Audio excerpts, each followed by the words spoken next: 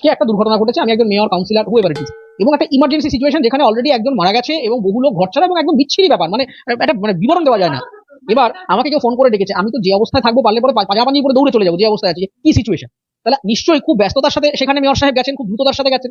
তাহলে দ্রুততার সময় যদি তিনি 40-50 হাজার টাকার গেঞ্জি পরে যেতে পারেন, তাহলে যখন তিনি আসলে খুব মানে সাজগোজ বলতে যেটা আমরা বুঝি, যে আমরা মেকওভার যেটাকে বলি, যে তিনি যখন ভাবনা চিন্তা করে নিজের জন্য ভালো পোশাক পরেন, তাহলে তো তিনি বোধহয় কোটি কোটি টাকার দামের, মানে শাহরুখ খানের ঘড়ি আর ফিরাদ হাকিমের ঘড়ি বোধহয় একই হয়ে যাবে। তাদের মতো গরিব নেতা আর গোটা পৃথিবীতে কেউ নেই, এবং সেজন্যই তারা কিন্তু 60 হাজার টাকার জামাটা ডিসকাউন্টে 40 হাজার টাকায় যখন পাওয়া গেছে সেই কোম্পানিতে, তখনই কিনেছে।